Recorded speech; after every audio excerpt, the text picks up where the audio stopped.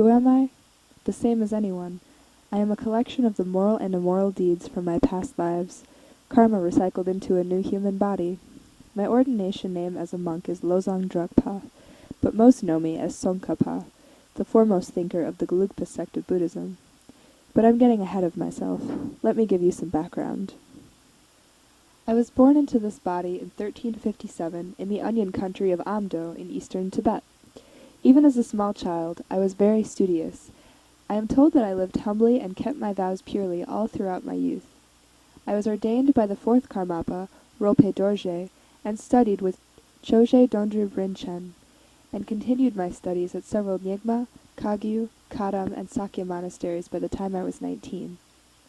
Then I began teaching, while continuing with writing and going on retreats, and started to gain disciples of my own. As I got older, my disciples asked me to stop traveling so much, and established Ganden Monastery for me, where I continued my work.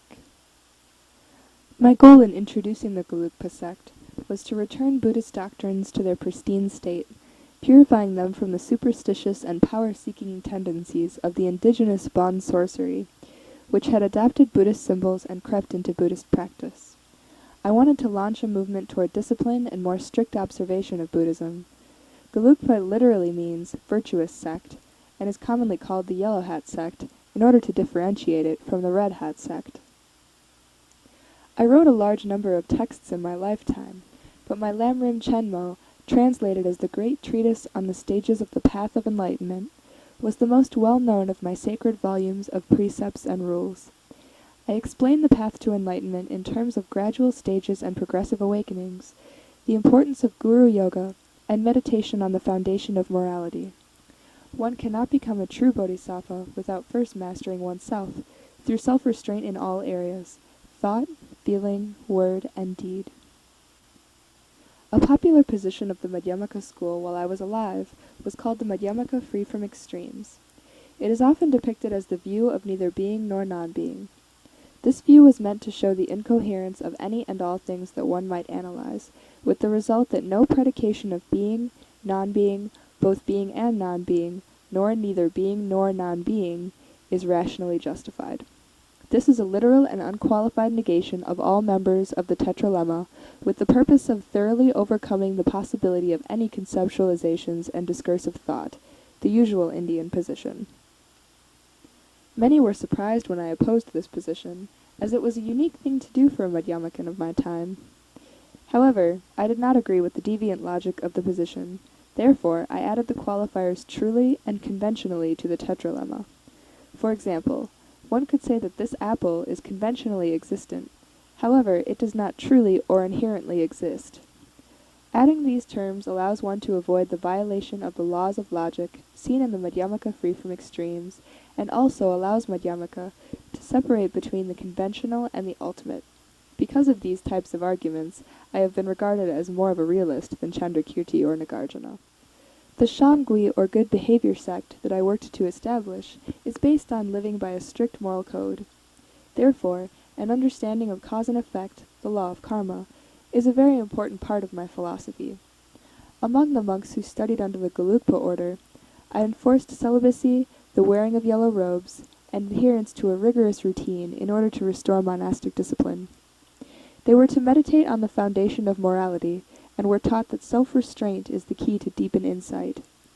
I have always believed that when one maintains a virtuous lifestyle, this inevitably spreads to others, resulting in better karma for all.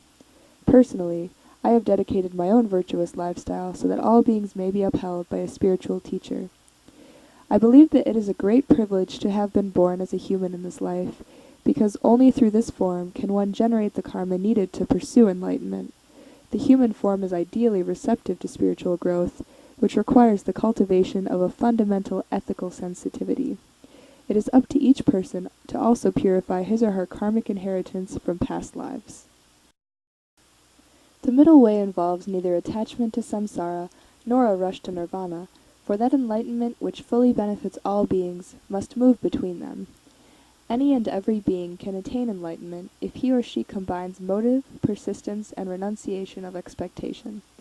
I agree with my predecessors, Chandrakirti and Kamalasila, that one should focus on the process of generating good karma to benefit all beings, rather than fixating on the final goal of nirvana. If you have the correct motives and work hard enough, nirvana will come in its own time. It is not something to be forced. In my great Lamrim commentary, I say that sometimes when you eat fruit that is supposed to be sweet, you unexpectedly find it to taste sour or bad. This is the result of covetousness, one of the 10 non-virtues. Although I spent many years preaching celibacy, I admit that in order to attain liberation in a single lifetime, one must use an actual consort for the practice of karma mudra. I did not do this, because I did not want to risk being seen as a hypocrite, which could possibly have led to a decline in my following. Therefore, I transformed the clear light of my death into a deity and achieved enlightenment upon death. Different scholars have their own ways of differentiating between the schools of Madhyamaka and Yogacara. Personally, I have always seen it as a difference in ontology.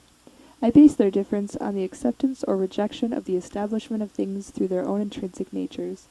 The difference can also be defined based on svabhava. Madhyamaka reject this idea completely and unconditionally, while Yogacharans hold on to a version of it, if only on the level of conventional truth.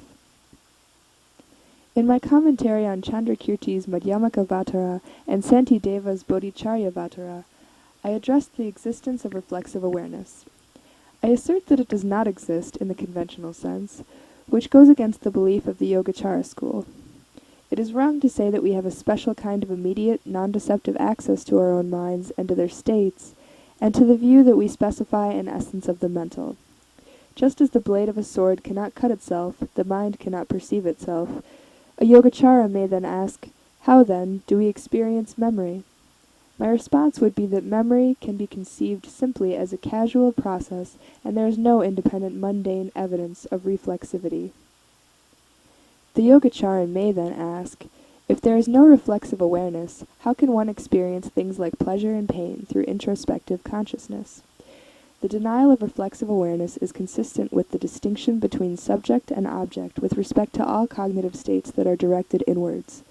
Since the perceiver and the perceived appear distinctly, there is no need to conceive reflexive awareness that way.